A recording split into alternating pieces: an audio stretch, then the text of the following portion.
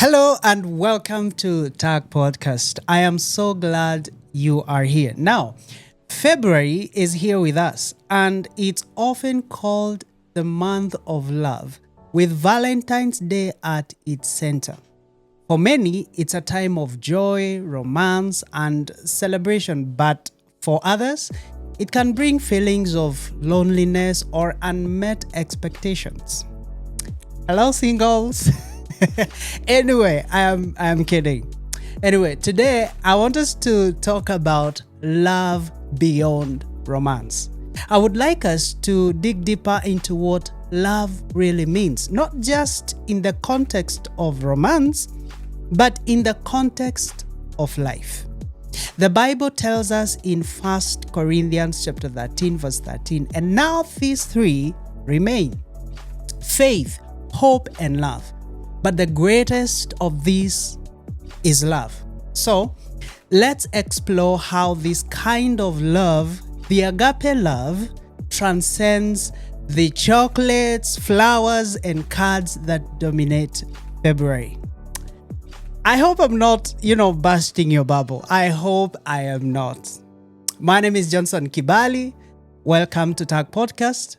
Let's dive in.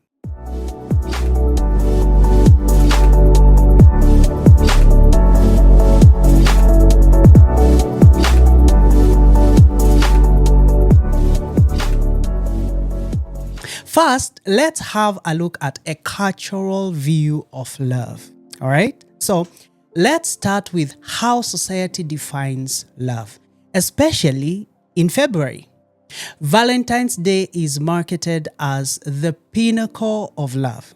This is the month where if you care about someone, you should buy them expensive gifts, take them to a fancy dinners, or write them heartfelt cards.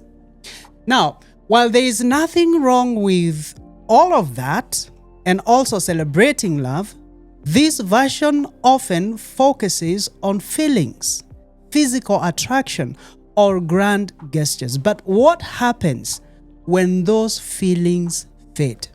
When life gets hard? When the gifts and gestures are no longer enough, or they are no longer available? What happens?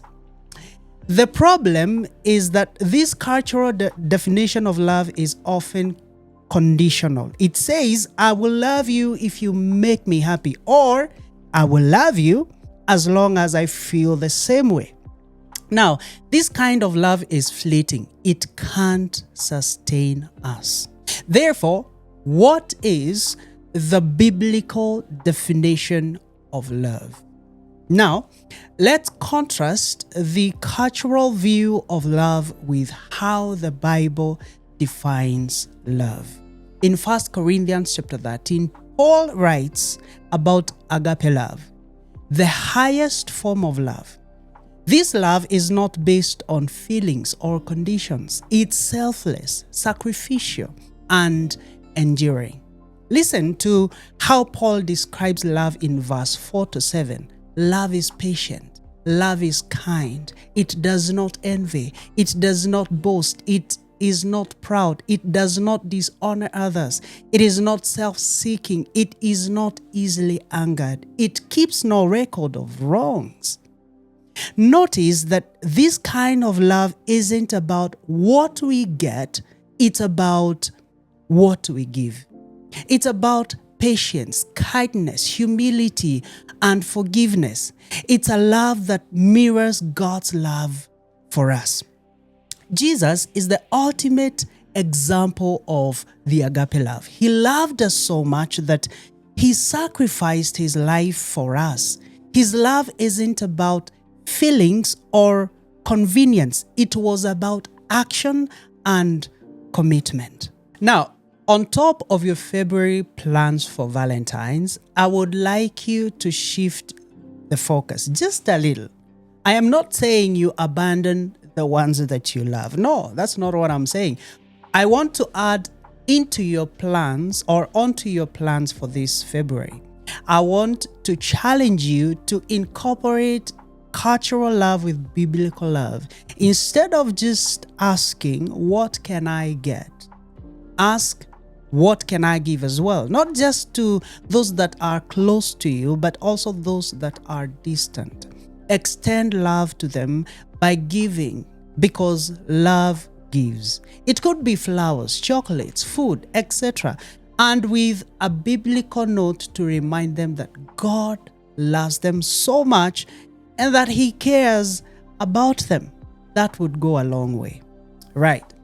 Let's now look at some practical ways to live out agape love this month. Number one, reach out to someone who's feeling lonely. Maybe it's a friend, a family member, or even a stranger. A simple text or phone call can make a big difference. Remind them that they are loved and cared for by the Lord. Number two, practice forgiveness. Is there someone you've been, holding a grudge against? Agape love keeps no record of wrongs. Take a step forward to reconciliation and remember that you don't forgive a person because they deserve it. You forgive because you deserve to be happy. Number three, serve someone in need. This could mean volunteering at a local shelter, a children's home, home for the elderly, hospitals, donating to a charity, or simply helping a neighbor with groceries or food stuff. The point is, practice and express the agape love on top of the cultural love. All right? Finally, love is the greatest gift we can give. It's not confined to romance or special occasions. It's a way of life. As you go through this month of February, remember these words from 1 Corinthians chapter 13, verse 13. And now, these three remain: faith, hope, and love. But the greatest of these is love. Thank you for spending time with me today. I really appreciate it. If you found this video helpful, please share, like, comment down below, and don't forget to subscribe and turn on the notification bell so that you get reminded or notified of our next episode, where we will be, focusing on love in action, compassion over sentiments. Now, let's commit to spreading love and compassion, not just in February, but every single day. All right? My name is Johnson Kibali. See you next time on T.U.G Podcast.